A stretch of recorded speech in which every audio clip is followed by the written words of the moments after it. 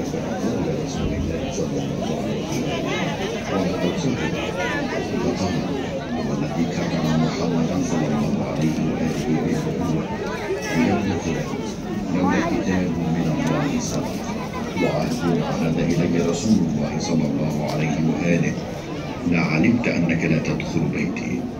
فأرسل الرجل يستغيث فأقبل الناس حتى دخلوا الدار وثار علي عليه السلام إلى سيفه، فرجع قنفذ إلى صاحبه وهو يتخوف أن يخرج علي عليه السلام بسيفه لما قد عرف من بأسه وشدته. فقال الرجل لقنفذ ارجع فإن خرج وإلا فاقتحم عليه بيته، فإن امتنع فأضرم على بيته من نار. فانطلق قنفذ الملعون فاقتحم هو وأصحابه بغير إذن، وثار علي عليه السلام إلى سيفه.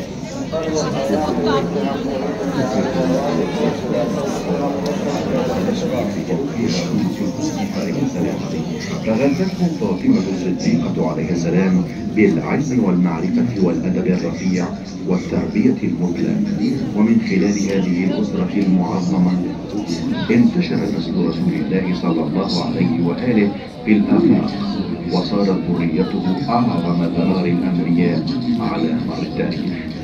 أسست فاطمة الزهراء عليه السلام أسرة كريمة شريفة عاشت هموم الناس وصعوبة الحياة بكل ألوانها، فلاقت من مكاره الدهر ما لاقت، ومن الذل الواضح والعيش الكفيف، حتى أنها تبرعت بخلافتها وثوبها وما تملك في سبيل الله تعالى ورعاية الناس والشعور بما يلاقون من ظروف الحياة وجفوفة العيش.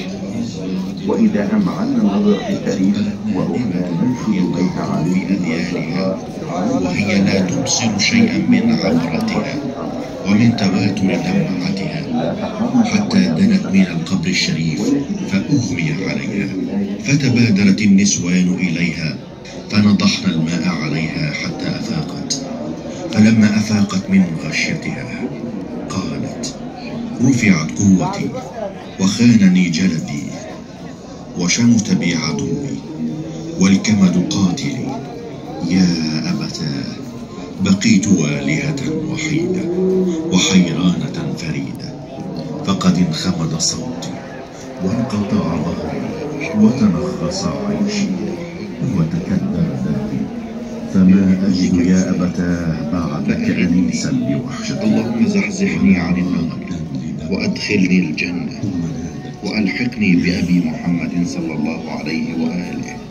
فكان أمير المؤمنين عليه السلام يقول لها يعافيك الله ويبقيك، فتقول يا أبا الحسن ما أسرع اللحاق بالله. ومما أبسط بها الزهراء عليه السلام أمير المؤمنين عليه السلام لما دنا منها الأجل قالت يا أبا الحسن إن رسول الله صلى الله عليه وآله عهد إلي وحدثني أني أول أهله لحوقا به، ولا بد مما لا بد منه، فاصبر لأمر الله وارض بقضائه. قال وأوصاه بغسلها وجهازها ودفنها ليلا ففعل. وعن ابن عباس قال كانت فاطمة عليه السلام في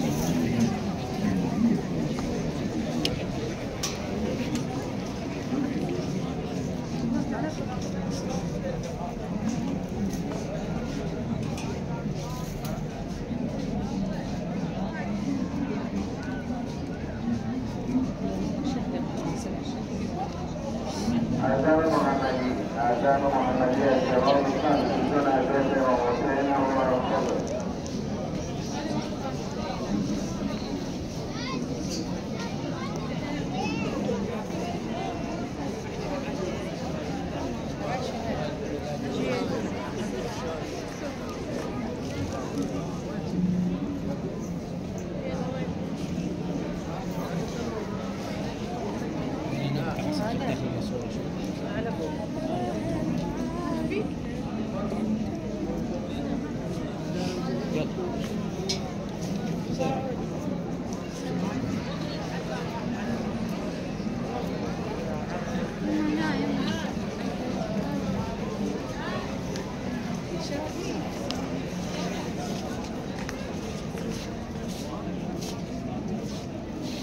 Hãy subscribe cho kênh Ghiền Mì Gõ để không bỏ